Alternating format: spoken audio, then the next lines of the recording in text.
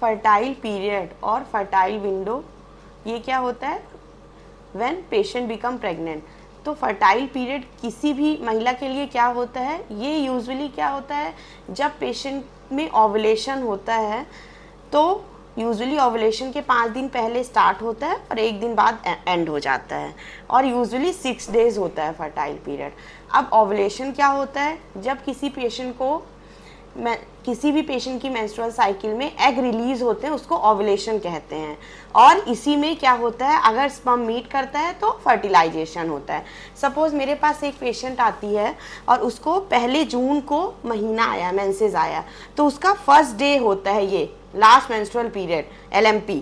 अब क्या होगा, सपोज उस पेशेंट की रेगुलर साइकिल है और 28 डेज की साइकिल है, तो इसका ओवुलेशन कब सस्पेक्ट करें पेशेंट, कब होगा? तो usually 14 days before last menstrual period होगा। 28 को अगर इसको पीरियड आने हैं तो ये 14 को इसको ओवुलेशन होगा, सबसे ज़्यादा चांसेस हैं। तो पेशेंट क्या होगी, इसके 5 दिन पहले और 1 दिन बाद ये इसका फर्टाइल पीरियड है, फर्टाइल विंडो। तो यूजुअली इसी समय में अगर पेशेंट अपनी प्रेगनेंसी प्लान कर रही है तो हर एक या दूसरे दिन हस्बैंड के साथ उसको रहना चाहिए।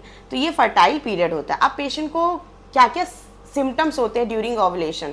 तो कई सारे पेशेंट को नीचे से सर्वाइकल म्यूकस क्या होता है, उसकी कंसिस्टेंसी चेंज हो जाती है, उसमें क्या होता है, स्ट्रेच होता है वो म्यूकस, और क्या होता है पेशेंट में थोड़ा सा टेम्परेचर रेज हो जाता है प्रोजेस्टेरॉन के कारण, और क्या होता है, जिस साइड के एग यूजुअली रिलीज होते हैं तो उस साइड थोड़ा सा पेन, लोअर एब्डोमिनल पेन भी हो सकता है।